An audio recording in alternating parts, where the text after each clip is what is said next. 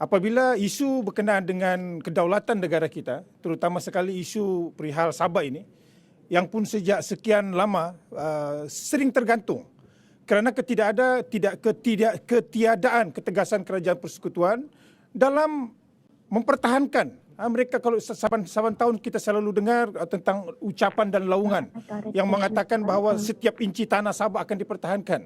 Tetapi hari ini adalah bukti jelas bahawasanya kerajaan apabila kita selaku pemimpin yang datang daripada Sabah, malah saya agak terharu juga kerana ada sokongan daripada ahli-ahli parlimen yang datang daripada Semenanjung Malaysia yang turut bersama-sama kita hari ini untuk memastikan agar kerajaan dan parlimen ini membincangkan mengenai isu pokok dia. Ini bukan soal Petronas semata-mata, tetapi keberanian Waris Sulu ini sehingga ke tahap mereka sanggup untuk ke mahkamah luar negara.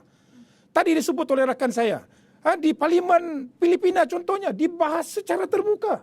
Jadi kalau kita di Parlimen Malaysia ini kononnya kalau kita bahas seolah-olah kita mengiktiraf, apa pula sifat sikap kerajaan Filipina yang secara terang-terangan membahaskan isu tuntutan mereka terhadap Sabah ini di dalam Dewan Rakyat mereka.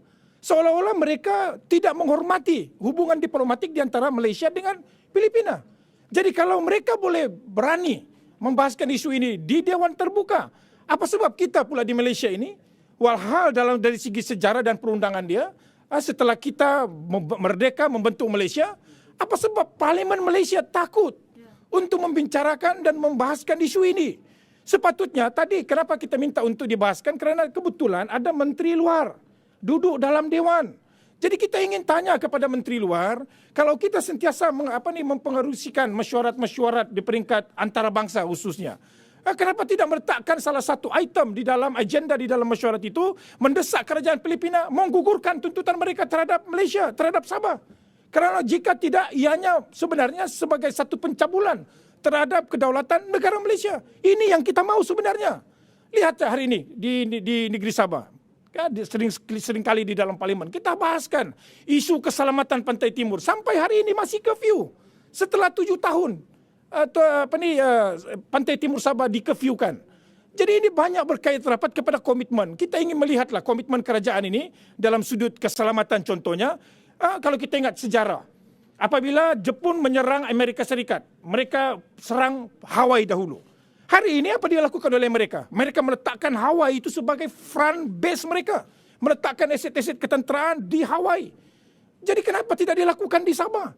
Apabila ada berlaku insiden-insiden pencolekan di Pantai Timur Sabah, di Semporna, di Lahad Datu, di Sandakan, tapi sehingga ke hari ini kita tidak melihat kapal perang besar diletakkan di Pantai Timur Sabah. Itu yang sebenarnya kita ingin suarakan. Hari ini komitmen kita mau lihat.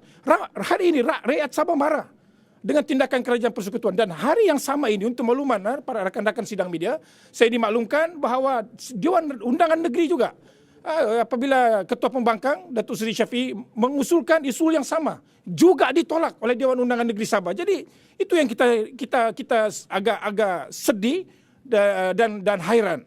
Apa sebab kerajaan pada hari ini terlalu takut sangat membincangkan isu tuntutan Sulu terhadap negeri Sabah ini, sedangkan realiti dan sejarahnya kita telah merdeka dan kemerdekaan kita itu telah tercatat di dalam Pertubuhan Bangsa-Bangsa Bersatu bahawa Sabah, Sarawak dan Semenanjung Malaysia telah bersetuju untuk membentuk Malaysia pada tahun 1963. Maknanya kita telah merdeka pada zahirnya. Jadi apa sebab Waris Sulu dan kerajaan Filipina ini cuba mengganggu-gugat kedaulatan kita dengan menuntut Sabah ini secara terbuka? Itulah kekecewaan kita pada hari ini. Terima kasih.